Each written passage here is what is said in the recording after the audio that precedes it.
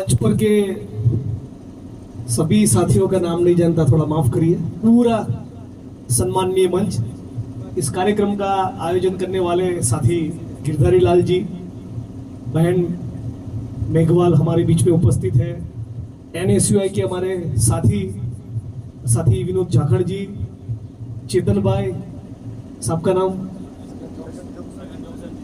छगन भाई, और तमाम NSUI के युवा साथियों। मैं बैठे बैठे सोच रहा था,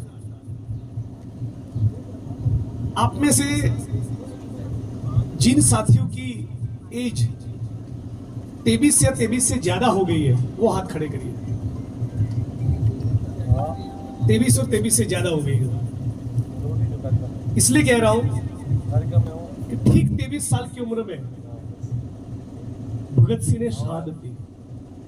सुखदेव, राजगुरु, अशफाकुल्ला खान, राम प्रसाद बिस्मिल, यतीन्द्रनाथ दास, चंद्रशेखर आजाद और शहीद आजम भगत सिंह केवल 23 साल की उम्र में भगत सिंह फांसी के तख्ते पर चढ़ गए मातृभूमि के लिए, इस मुल्क के किसान और मजदूरों के लिए।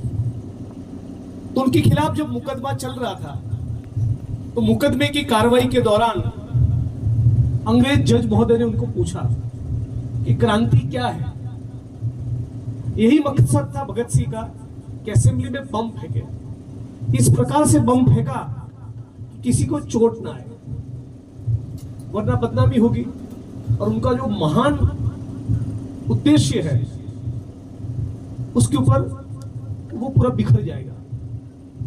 तो किसी को चोट ना पहुंचे ये देखते हुए उन्होंने बम फेंका, ताकि जब गिरफ्तारी हो और केस में ट्रायल चले, मुकदमा चले, तो उस मुकदमे के दौरान पूरा अपना जो क्रांतिकारी खाका है उनके मन में वो कोर्ट के सामने रखे, वो दूसरे दिन अखबार में छपे और अखबार के जरिए लाखों लोगों तक पहुंचे। ये उनका मिशन। तो मैं सोच रहा था कि 23 साल की उम्र में हमको भी 23 हो गया, विनोद को भी हो गया, चेतन भाई को हो गया, आप में से बहुत साथियों को हो गया। हमको कोई बलिदान नहीं देना है, किसी जेल में भी नहीं जाना है, बेनीवाल जी के लिए बूथ पकड़कर बैठना है। इतना तो कर सकते हैं हम। सही है कि गलत है? न कोई हमें फांसी लटका रहा है, इतना सौभाग्य कहां मिलता है? ये तो भगत सिंह जैसे कुछ दीवानों को मिलता है। न गोली खानी है, न लंबी जेलों में जाना है, एक पर्चा लेकर 200 परिवार के बीच जाना है और उनको समझाना है कि कांग्रेस पार्टी की विचारधारा क्या है। क्या मकसद था राहुल गांधी का कि 4000 किलोमीटर पैदल और भारत जोड़ो न्याय यात्रा लेकर 6000 किलोमीटर, टोटल 10,000 किलोमीटर, ये आदमी 1.5 साल इस मुल्क के कोने कोने में गया। क्या मकसद?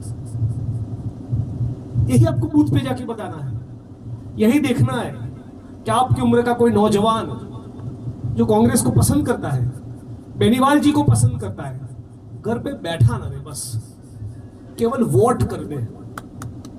यही हमको समझाना है। यदि इतना समझाने का भी हम कष्ट नहीं कर सकते, फिर हम 14 अप्रैल के दिन नीला कुर्ता पहनकर बाबा साहब को माला पहनाए, सोशल मीडिया पे 23 मार्च भगत सिंह को शहादत का एक अंजलि का पोस्ट लिखे, इन चीजों का कोई मतलब नहीं है। जब असली समय इस देश के लोकतंत्र को बचाने का है, बाबा साहब अंबेडकर के संविधान को बचाने का है। आप समझिए पूरा मुल्क में जो चल रहा है वो क्या है। कुछ दिन पहले मैं महाराष्ट्र था, तो महाराष्ट्र में पता चला 67,000 सरकारी स्कूल बंद कर रहे हैं। आप सोच लीजिए, आज इस मुल्क में जो भी ओबीसी, आदिवासी, घुमंतु और दलित हैं, उनको पूछिएगा आप कहां पढ़े हैं। जो लोग दलित समाज से हैं, आदिवासी समाज से हैं, उनको पूछिए आप बैंक में गए, आपके परिवार में से कोई LIC में नौकरी किया, BSNL में गया, रेलवे में गया, IOC में गया, ONGC में गया, टीचर बना, पटवारी बना, कांस्टेबल बना, एमपी बना, एमएलए बना, आईएएस बना, आईपीएस बना, ये सारे लोग सरकारी स्कूलों में पढ़े हैं। और इसी कारण मोदी जी, आरएसएस और भाजपा के लोग न रहेगा बांस न बजेगी बांसुरी, ये उनका मकसद है। तो धीरे धीरे करके सारे सरकारी स्कूलों को बंद कर दो।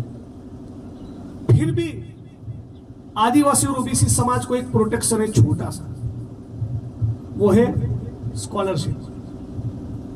3 साल आदिवासी और दलित समाज के विद्यार्थी, 51 लाख विद्यार्थियों की 3 साल तक मोदी की सरकार ने स्कॉलरशिप ब्लॉक कर दी, उसको रोक दिया।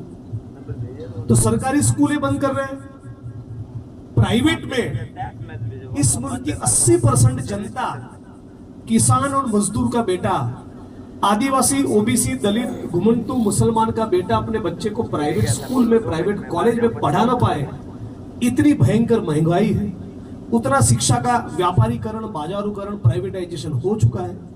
स्कॉलरशिप जो मिलती थी वो आदिवासी और दलित 51 लाख स्टूडेंट्स की स्कॉलरशिप 3 साल तक मोदी ने रोक के रखी। नई सरकारी नौकरी में कोई भर्ती हो नहीं रही है, यदि हो रही है तो एग्जाम्स का पेपर लीक हो रहा है, एग्जाम का पेपर लीक नहीं हो रहा है और भर्ती हो रही है। कितने पद है? 2442। बेरोजगार लोग कितने हैं? 28 करोड़। और वो जो 2500 लोगों की भर्ती आई या 5-10 हजार लोगों की भर्ती आई, उसमें भी फिर देखेंगे कि दलित, आदिवासी, ओबीसी का आरक्षण ठीक से लागू नहीं किया, उसको लेकर फिर किसी को कोर्ट में केस करना पड़ेगा। क्या करो फिर? प्राइवेट कंपनी में जाओ, जहां 14 घंटा काम करो, 14,000 सैलरी मिलेगा, सैलरी का स्लिप नहीं मिलेगा, पीएफ नहीं कटेगा, न्यूनतम वेतन नहीं मिलेगा। न्यूनतम वेतन नहीं मिल रहा है, उसका श्रम अधिकारी को कंप्लेन करोगे तो बोलोगे कोर्ट में जाओ, कोर्ट में जाओगे दोबारा 14 साल केस चलेगा। तो पूरा ये एक साजिश है, ये षड्यंत्र है दलित, आदिवासी, ओबीसी, किसान और मजदूर के खिलाफ। ये बात सबसे पहले आपको समझना है, आपके जहन में उतारना है। बाबा साहब अम्बेडकर ने एक शब्द का प्रयोग किया था, प्रतिक्रांति। जाति व्यवस्था के खिलाफ इस मुल्क में सबसे पहला और सबसे बड़ा किसी ने विद्रोह किया है, वो थे गौतम बुद्ध। और गौतम बुद्ध की विचारधारा इतनी जबरदस्त फैली कि आज भी ईरान से लेकर इंडोनेशिया तक जब खुदाई होती है आर्कियोलॉजिस्ट के द्वारा, तो बुद्ध की प्रतिमाएं निकलती है। इतना बुद्धिज्म का प्रभाव था। बुद्ध के विहार थे, बुद्ध का साहित्य था, बुद्ध के भिक्षुक थे। जगह जगह पर बुद्ध की जो करुणा की विचारधारा है, जो समानता की बात करते थे, जो मानवता की बात है, सबको साथ में लेके चलने की जो बुद्ध की बात थी, पूरा साउथ एशिया उसके प्रभाव में था। उसके खिलाफ मनुवादी ताकतें एकत्रित हुई, बुद्धिज्म को खत्म किया। इसको बाबा साहब अम्बेडकर ने कहा है प्रतिक्रांति। आज कांग्रेस पार्टी और बाबा साहब अम्बेडकर का संविधान पिछले 60-70 सालों से इस मुल्क में जो साइलेंट रेवोल्यूशन कर रहे थे, जिसको पढ़ाई का अधिकार नहीं था, वो सफाई कर्मी आज प्रिंसिपल सेक्रेटरी बन सकता है एजुकेशन डिपार्टमेंट में। ये संविधान के कारण हुआ। आज मैं मोदी जी की आंख में आंख डाल के बोल सकता हूँ या विधायक बन पाया, ये संविधान के कारण है। आज बहनों को वोटिंग का जो राइट मिला, वो संविधान के कारण मिला। तो सबसे पहली नफरत आरएसएस और भाजपा को बाबा साहब के लिए इसलिए है कि ये वो एक ऐसा आदमी हो गया जिसने तमाम देश की जनता, चाहे जनरल के लोग हो, चाहे आदिवासी हो, चाहे ओबीसी हो, सबको बोलने का अधिकार दिया।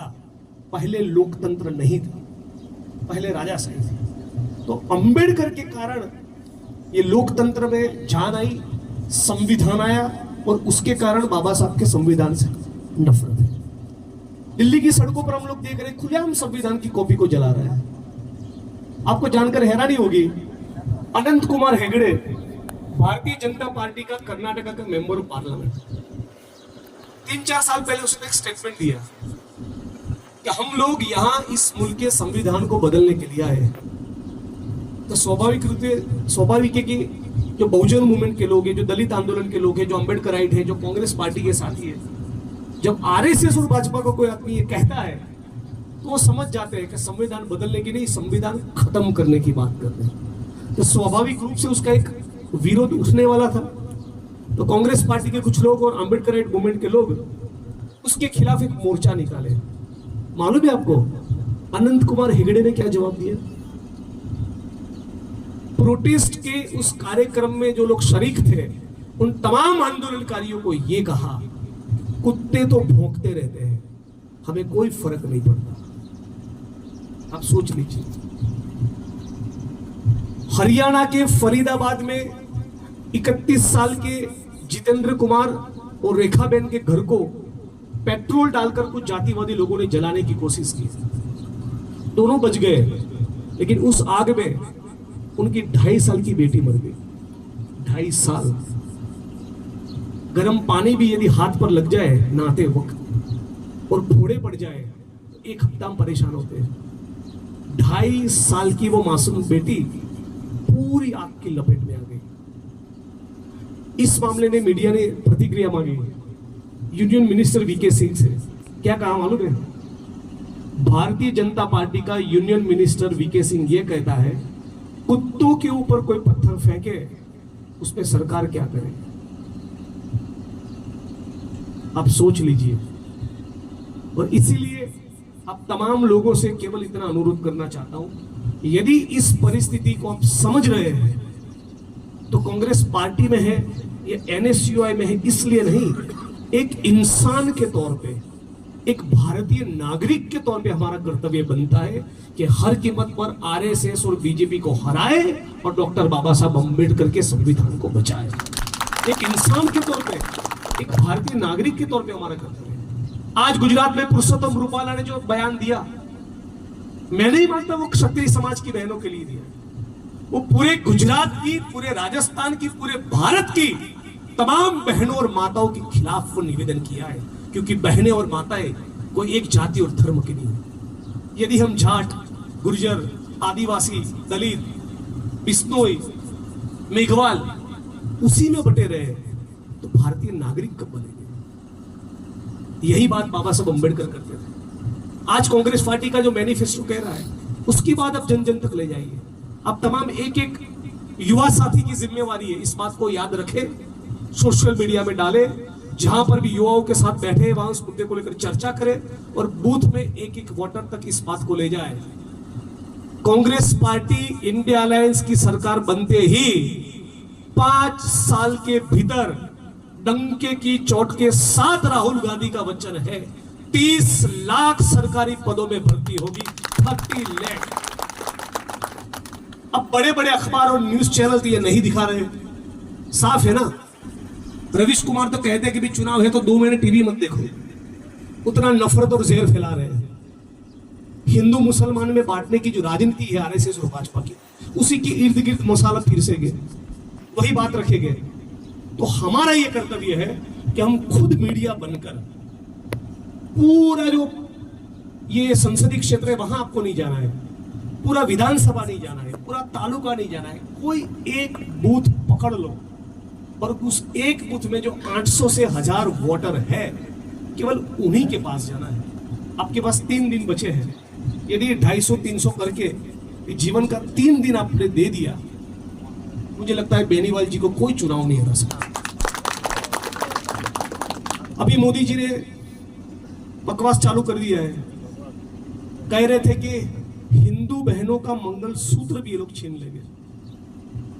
ये केवल सब कुछ मुसलमानों में संपत्ति बांटना चाहते थे। साफ तौर पे डॉक्टर मनमोहन सिंह जी ने कहा है कि इस मुल्क के संसाधनों के ऊपर हिंदू का, मुसलमान का, विद्यार्थियों का, बच्चों का, आदिवासियों का, दलितों का और ओबीसी का, इन सभी तबकों का एक समान अधिकार है। बावजूद उसके इतना खोलकर ये आदमी झूठ बोलता है। इतिहास में इस भारत भूमि में इससे बड़ा झूठा पैदा नहीं हुआ। तो ये बात जो सच की है कि वो हमको घर घर तक ले जानी पड़ेगी, वरना मीडिया वाला मोदी जी का ये स्टेटमेंट हर रोज अखबार में छापेंगे, उनका आईटी सेल यही दिखाएगा और बड़े बड़े न्यूज चैनल में उसी के ऊपर डिबेट होगी। आपकी और हमारी जिम्मेवारी है कि उस बूथ के जहां से मैं आता हूं, मेरे बूथ के 800,000 परिवारों के पास में जाऊं और उनको बताऊं कि मनमोहन सिंह ने ये कहा था कि भारत की तमाम पूंजी, भारत की तमाम संपत्ति दलितों में, आदिवासियों में, मुसलमानों में, हिंदू में, ओबीसी में महिलाओं में, बच्चों में, विद्यार्थियों में, उस सबके बीच में उसका बंटवारा हो। ये बात हमको ले जाती है। किसानों की बात करें, पूरे दुनिया के इतिहास में कभी देखा है कि किसी भी सरकार ने आंदोलन करने वाले किसानों को, दुनिया के इतिहास में किसी भी मुल्क की किसी भी सरकार ने आंदोलन करने वाले किसान को आतंकवादी कहा, खालिस्तानी कहा हो, नक्सलवादी कहा हो, उनके ऊपर गाड़ी चलाकर उनको रौंद दिया हो, खून किया हो? एक नहीं, दो नहीं, 50 नहीं, 100 नहीं, 750 किसानों की हत्या हुई तो उसको हत्या कहूंगा। किसान जो बलिदान देने के लिए मजबूर हुए वो मोदी के कारण, उनकी सरकार के कारण। 750 किसानों की मौत पर जिसको फर्क नहीं पड़ता, मैं उसको इंसान ही नहीं मानता, वो इंसान ही नहीं है। इस बात को हमें जन जन तक ले जाना पड़ेगा। ये बोल रहे विश्व गुरु बनना है। ये देखिए मणिपुर की हालत, महिलाओं के कपड़े उतारकर उनको नग्न करके घुमाया जा रहा है। ये आदमी कह रहा है विश्व गुरु बनना है। क्या नॉनसेंस चल रहा है देश में। एथलीट बहने जिन्होंने बड़े बड़े मेडल जीते इस देश के लिए, भारत का गौरव बढ़ाया, पूरी दुनिया में हिंदुस्तान का नाम रोशन करने वाली महिलाएं 100 दिन तक दिल्ली की सड़कों पर धरने पे बैठी रही, उनका आप एफआईआर नहीं ले रहे हो। मणिपुर जल रहा है, आप एक शब्द नहीं बोल रहे हो। गुजरात में बिल्किस बानो के बलात्कारी, उसको जेल में से छोड़कर लड्डू खिलाए बलात्कार करने वाले लोगों को। ये आरएसएस और भाजपा के लोग आपसे और हमसे भी ज्यादा जोर से चिल्लाते हैं भारत माता की जय, और वास्तविक चरित्र देखिए।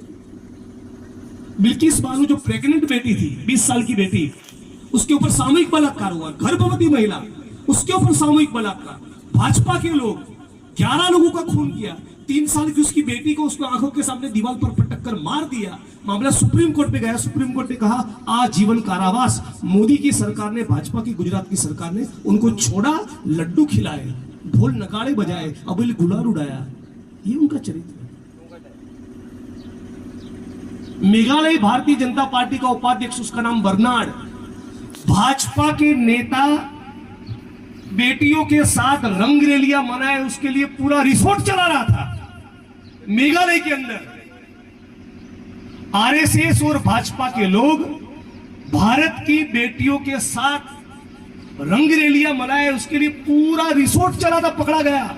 और उसके रिसोर्ट में से 18 साल से कम उम्र की 6 बच्चियां पाई गई, मतलब कि वो बलात्कार करवाते थे। अब सोचो,